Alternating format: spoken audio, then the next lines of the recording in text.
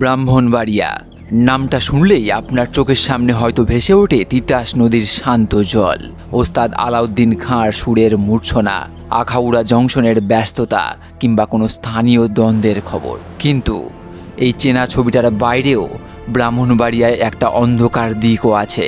এমন কিছু গল্প, এমন কিছু ঘটনা যেগুলো দিনের আলোয় কেউ বলতে চায় না, যেগুলো লোকমুখে ঘোরে কিন্তু কোনো খবরের কাগজে ছাপা হয় না। আজ আমরা কথা বলবো এমন 5টি ঘটনা নিয়ে, যে ঘটনাগুলো কোনো রূপকথার গল্প নয়, পুলিশের ডায়েরি, স্থানীয় মানুষের অভিজ্ঞতা আর কিছু অমীমাংসিত রহস্যের এমন এক জাল যার কোনো ব্যাখ্যা আজ পর্যন্ত কেউ দিতে পারেনি। আপনি কি প্রস্তুত?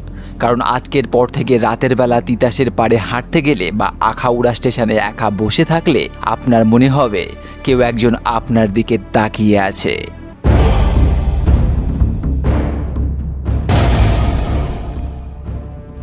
সময়টা 1998 সালের শীতকাল, ডিসেম্বরের মাঝামাঝি। ব্রাহ্মণবাড়িয়ায় গোকর্ণ ঘাট এলাকায় তখন কনকনে শীত, চারপাশ ঘন কুয়াশায় ঢাকা। রাত তখন 2:30 বা 3টে হবে। স্থানীয় জেলে জলিল মিয়া আর তার 2 সঙ্গী তিতাস নদীতে মাছ ধরছিলেন। চারিদিক এতটাই নিস্তব্ধ যে নিজেদের শ্বাস প্রশ্বাসের শব্দও পরিষ্কার শোনা যাচ্ছিল। হঠাৎ কুয়াশা চিরে একটা পুরনো আমলের বড় পালতোলা নৌকা তাদের দিকে এগিয়ে আসতে থাকে। আশ্চর্যজনক ব্যাপার হলো, নৌকায় কোনো মাঝি ছিল না, কোনো ইঞ্জিনও নেই, তবুও স্রোতের উল্টো দিকে নৌকাটা তর তর করে এগিয়ে আসছিল। জলিল মিয়াদের বুক কেঁপে ওঠে। তারা নৌকাটার কাছে যায়, হ্যারকিনের আলো ফেলে ভেতরে উঁকি দেয়। যা দেখেছিল তা জলিল মিয়ার রাতের ঘুম কেড়ে নিয়েছিল চিরকালের জন্য। নৌকার ভেতরে কেউ নেই, কিন্তু একটা মাটির সানকিতে ধোঁয়া ওঠা গরম ভাত রাখা, পাশে একটা হ্যারকিন জ্বলছে, আর নৌকার পাটাতনে তাজা রক্তের কয়েকটা ফোঁটা। রক্তটা তখনও শুকায়নি। পরদিন সকালে গোকর্ণ ঘাটে এই নিয়ে হুলস্থুল পড়ে যায়। স্থানীয় পুলিশ এসে সেই নৌকাটা তল্লাশি করে, কিন্তু কোনো মানুষের চিহ্ন পাওয়া যায়নি। সবচেয়ে বড় ধাক্কাটা আসে কয়েকদিন পর।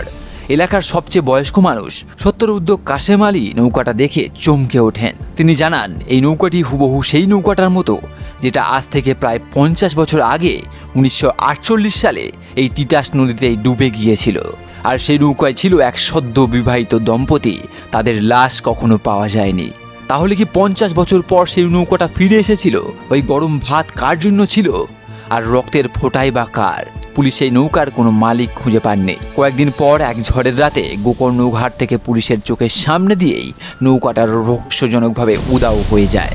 আজও শীতের রাতে কুয়াশা পড়লে অনেক জেলে দাবি করেন তারা দূর থেকে একটা পালতোলা নৌকাকে স্রোতের উল্টো দিকে যেতে দেখেছেন।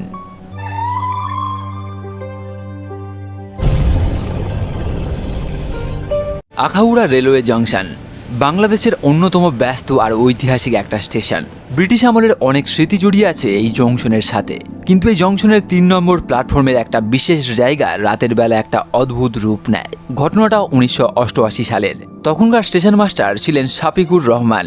অত্যন্ত কড়া আর বাস্তববাদী মানুষ। ভূতে বা অলৌকিক জিনিসে তার কোনো বিশ্বাসই ছিল না।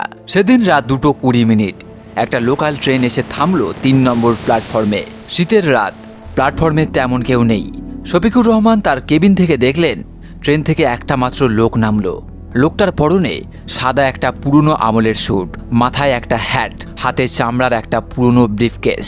লোকটা সোজা স্টেশন মাস্টারের রুমের দিকে হেঁটে এলো। শফিকুর রহমান ভাবলেন হয়তো কোনো তথ্য জানার জন্য আসছেন। লোকটা দরজার সামনে এসে দাঁড়ালো। তার চেহারাটা বেশ অদ্ভুত ফ্যাকাশে, চোখের দৃষ্টি একদম স্থির। লোকটা পকেট থেকে একটা টিকিট বের করে শফিকুর রহমানের টেবিলের ওপর রাখলেন। কোনো কথা না বলে আবার ঘুরে হাঁটা শুরু করলেন। শফিকুর রহমান টিকিটটা হাতে নিয়ে চমকে উঠলেন। ওটা কোনো সাধারণ টিকিট ছিল না, ওটা ছিল ইস্ট বেঙ্গল রেলওয়ের টিকিট, যেটার গায়ে লেখা ছিল 14 আগস্ট 1947। শফিকুর রহমান সাথে সাথে চেয়ার ছেড়ে উঠে বাইরে দৌড়ে গেলেন। শুনুন, এই টিকিট আপনি কোথায় পেলেন?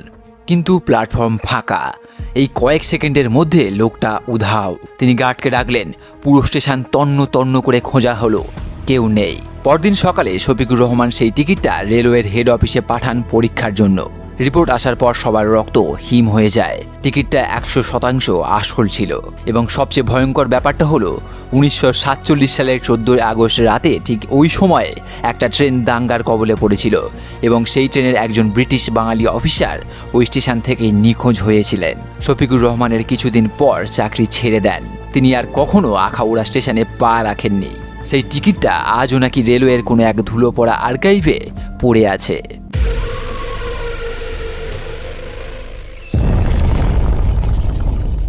ব্রাহ্মণবাড়িয়ার কসবা উপজেলা ভারত বাংলাদেশ সীমান্তবর্তী এলাকায় ছড়িয়ে আছে অনেক পুরনো ইতিহাস। কসবার সীমান্তবর্তী একটা জঙ্গলের ভেতর এখনও মাথা উঁচু করে দাঁড়িয়ে আছে একটা ভাঙাচোরা শ্যাওলা ধরা পুরনো জমিদার বাড়ির ধ্বংসাবশেষ। স্থানীয়দের কাছে এটা রায়বাড়ি নামে পরিচিত। সময়টা 1950-এর দশক। জমিদারি প্রথা তখনও পুরোপুরি বিলুপ্ত হয়নি। রায়বাড়িতে তখন থাকতেন জমিদার প্রতাপ রায়, তার স্ত্রী, 3 সন্তান এবং বেশ কয়েকজন পরিচারক। সব মিলিয়ে 14 জনের একটা বড় সংসার। প্রতিদিন সকালে জমিদার বাড়ির সামনে বিশাল উঠোনে মানুষের ভিড় জমত। কিন্তু এক মঙ্গলবারের সকালে সবকিছু বদলে গেল। সেদিন সকালে গ্রামের মানুষ দেখল জমিদার বাড়ির প্রধান ফটক ভেতর থেকে বন্ধ। দুপুর গড়িয়ে বিকেল হলো, কিন্তু বাড়ির ভেতরে কোনো সারা শব্দ নেই, কারো গলা শোনা যাচ্ছে না। শেষমেশ গ্রামের লোকজন চিন্তিত হয়ে দরজা ভেঙে ভেতরে ঢুকে তারা যা দেখলো তা মানুষের কল্পনারও বাইরে। পুরো বাড়ি ফাঁকা, 14 জন মানুষের একজনও নেই, কিন্তু বাড়ির সবকিছু একদম গোছানো। খাবারের টেবিলে তখনও সকালের নাস্তা ঢাকা দেওয়া, চায়ের কাপে চা রাখা, যদিও তা ঠান্ডা হয়ে গেছে। শোবার ঘরে বিছানার চাদরে ভাঁজ পড়েনি, আলমারি খোলা, গয়না আর টাকা পয়সা সব নিজের নিজের জায়গায় রাখা। এমনকি জমিদার প্রতাপ রায়ের হাতের প্রিয় রূপোর বাঁধানো লাঠিটাও ইজি চেয়ারের পাশেই রাখা। শুধু মানুষগুলো নেই। কোথায় গেল তারা? পুলিশ এলো, কুকুর আনা হলো, পুরো জঙ্গল, আশেপাশের নদী সবকিছু তন্ন তন্ন করে খোঁজা হলো। কোনো রক্তের দাগ নেই, কোনো ধস্তাধস্তির চিহ্ন নেই। 14 জন মানুষ যেন রাতারাতি হাওয়ায় মিলিয়ে গেছে। সবচেয়ে ভয়ঙ্কর টুইস্টটা আসে আজ থেকে কয়েক বছর আগে। স্থানীয় কয়েকজন ছেলে ওই পরিত্যক্ত বাড়িতে অ্যাডভেঞ্চার করতে যায়। তারা বাড়ির বেজমেন্টে একটা গুপ্ত পথ খুঁজে পায়। পুলিশকে খবর দিলে সেই গুপ্ত পথের মাটি খোঁড়া হয়। গুপ্ত পথটা গিয়ে শেষ হয়েছিল কয়েক কিলোমিটার দূরের একটা পুরনো মন্দিরের নিচে। কিন্তু গুপ্ত পথের দরজাটা ভেতর থেকে ভারী পাথর দিয়ে বন্ধ করা ছিল। যদি তারা ওই পথ দিয়েই পালিয়েই থাকে, তাহলে ভেতর থেকে পাথর দিয়ে দরজা বন্ধ করলো কে? আর তারা কি আদৌ পালাতে পেরেছিল, নাকি সেই গুপ্ত পথের ভেতরেই চিরদিনের জন্য হারিয়ে গেছে? এই প্রশ্নের উত্তর আজও কসবার ওই গহীন জঙ্গলে চাপা পড়ে আছে এবং তা আজ পর্যন্ত উদ্ধার করা যায়নি।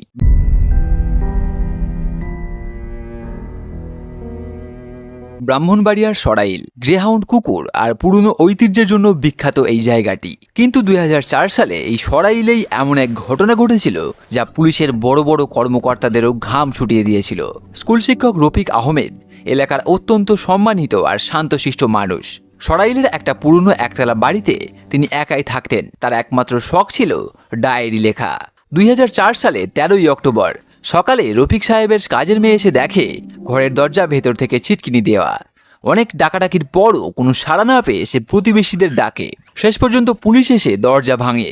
রফিক সাহেবের মৃতদেহ পড়েছিল তার পড়ার টেবিলের উপর, চোখ দুটো বড় বড় করে খোলা, মুখে একটা চরম আতঙ্কের ছাপ, যেন মৃত্যুর ঠিক আগের মুহূর্তে তিনি এমন কিছু দেখেছিলেন যা কোনো মানুষের পক্ষে দেখা সম্ভব নয়। কিন্তু ময়নাতদন্তের রিপোর্ট পুলিশকে হতবাক করে দেয়। রফিক সাহেবের শরীরে কোনো আঘাতের চিহ্ন নেই, তাকে বিষ দেওয়া হয়নি, তার হার্ট অ্যাটাকও হয়নি। ডাক্তারি ভাষায় ডেথ বাই এক্সট্রিম ফাইট বা চরম ভয়ের কারণে মৃত্যু।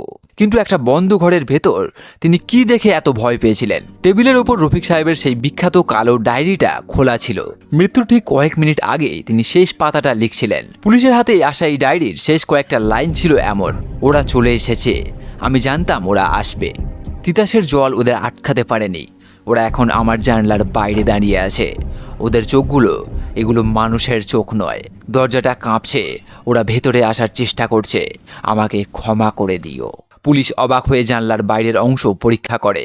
রাতের আগে বৃষ্টি হয়েছিল।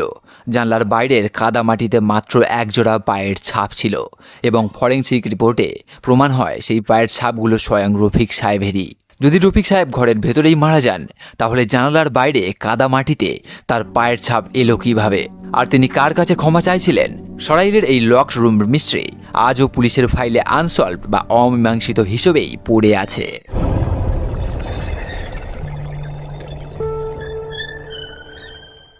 আজকের শেষ রহস্যটা একটু অন্যরকম। এটা শুধু ভয়ের গল্প নয়, এটা একটা গভীর হাহাকারের গল্প। ব্রাহ্মণবাড়িয়ার নবীনগর উপজেলা মেঘনা আর তিতাসের কোল ঘেঁষে একসময় একটা বেশ বড় আর সমৃদ্ধ গ্রাম ছিল, যার ছদ্মনাম ধরিপুর। হিন্দু মুসলিম দুই সম্প্রদায়ের মানুষ মিলেমিশে থাকতো সেখানে। গ্রামের একপাশে ছিল একটা পুরনো শিব মন্দির, আর তার ঠিক উল্টো পাশেই একটা বড় মসজিদ। 1988 সালের ভয়াবহ বন্যার সময় নদী ভাঙনে পুরো গ্রামটা মাত্র 3 দিনের মধ্যে সম্পূর্ণ নদী গর্ভে বিলীন হয়ে যায়। মানুষগুলো তাদের প্রাণ বাঁচাতে পারলেও তাদের ঘরবাড়ি, স্মৃতি, ইতিহাস সবকিছু তিতাস আর মেঘনার অতহি জলে তলিয়ে যায়। এটা একটা প্রাকৃতিক দুর্যোগ। এর মধ্যে রহস্যের কি আছে? রহস্য শুরু হয় ঠিক তার পরের বছর থেকে। বর্ষাকালে যখন নদীর জল কানায় কানায় পূর্ণ থাকে, তখন পূর্ণিমার রাতে মাঝ নদীতে মাছ ধরতে যাওয়া জেলেরা অদ্ভুত কিছু শব্দ শুনতে শুরু করে।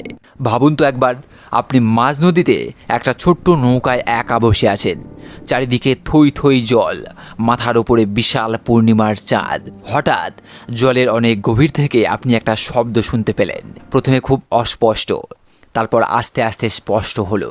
কেউ একজন জলের নিচ থেকে শঙ্খ বাজাচ্ছে, আর ঠিক সেই মুহূর্তেই জলের আরেক দিক থেকে ভেসে আসছে আজানের ধ্বনি। স্থানীয়রা প্রথমে ভেবেছিল এটা হয়তো আশেপাশের কোনো গ্রামের শব্দ যা বাতাসে ভেসে আসছে, কিন্তু বিজ্ঞানীরা বা পরিবেশবিদরা এটা মানতে নারাজ, কারণ শব্দের উৎসটা বাতাস নয়, নদীর জলের নিচ থেকে আসছিল। 2012 সালে ঢাকা থেকে একটা ছোট্ট রিসার্চ টিম সেখানে যায় under water sound recording device নিয়ে। তারা পূর্ণিমার রাতে নদীর ওই নির্দিষ্ট জায়গায় ডিভাইস ফেলে রাখে। পরদিন রেকর্ডিং শুনে টিমের সদস্যের গায়ে কাঁটা দিয়ে ওঠে। রেকর্ডিংয়ে শঙ্খ আর আজানের শব্দ তো ছিলই, কিন্তু তার সাথে স্পষ্ট শোনা যাচ্ছিল মানুষের কথোপকথন। হ্যাঁ, অসংখ্য মানুষ যেন বাজারের মধ্যে দাঁড়িয়ে নিজেদের ভাষায় কথা বলছে, হাসছে, দরদাম করছে, যেন জলের নিচে একটা আস্ত গ্রাম এখনো বেঁচে আছে। কিন্তু কিভাবে সম্ভব? বিজ্ঞান বলে জলের নিচে শব্দের প্রতিসরণ হয়, কিন্তু 25 বছর আগে ডুবে যাওয়া গ্রামের মানুষের গলার আওয়াজ জলের নিচে রেকর্ড হলো কিভাবে? কেউ বলে নদী শুধু মাটি কেড়ে নেয় না, সে মানুষের স্মৃতি আর সময়কেও গিলে খায়। আর পূর্ণিমার রাতে নদী যখন ফুলে ফেঁপে ওঠে, তখন সেই গিলে খাওয়া সময়টাই জলের নিচ থেকে ফিরে আসে। ব্রাহ্মণবাড়িয়ার এই 5টি ঘটনা আজও অমীমাংসিত। পুলিশ, বিজ্ঞান, যুক্তি সবকিছুই এই ঘটনাগুলোর সামনে এসে মুখ থুবড়ে পড়েছে। তিতাসের সেই অভিশপ্ত নৌকা, আখাউড়া জংশনের সেই অদৃশ্য যাত্রী, কসবার হারিয়ে যাওয়া জমিদার পরিবার, সরাইলের রফিক সাহেবের কালো ডায়েরি, আর নবীনগরের জলের নিচের সেই মৃত গ্রাম। আচ্ছা, একবার ভেবে দেখেছেন, আমরা যেটাকে বাস্তব বলে মনে করি, তার বাইরেও হয়তো আর একটা জগৎ আছে। হয়তো সেই জগতের সাথে আমাদের জগতের একটা খুব পাতলা পর্দা আছে, আর মাঝে মাঝে সেই পর্দাটা একটু সরে যায়। আপনার কি মনে হয়, সরাইলের রফিক সাহেব সেই রাতে জানলার বাইরে কাকে দেখেছিলেন? অথবা আখাউড়া স্টেশনের সেই যাত্রীটা 1947 সাল থেকে কিভাবে 1988 সালে এসে পৌঁছেছিল? আপনার যদি কোনো থিওরি থাকে, বা আপনি যদি নিজে কখনো এমন কোনো অদ্ভুত পরিস্থিতির সম্মুখীন হয়ে থাকেন, তাহলে কমেন্ট করে জানান। হয়তো আপনার থিওরিটাই খুলে দিতে পারে এই রহস্যের জট। আর হ্যাঁ, আজ রাতে ঘুমানোর আগে নিজের ঘরের জানলার ছিটকিনিটা ঠিকঠাক লাগানো আছে কিনা একবার চেক করে অবশ্যই নেবেন। বলা তো যায় না কে কখন দরজার বাইরে এসে দাঁড়ায়।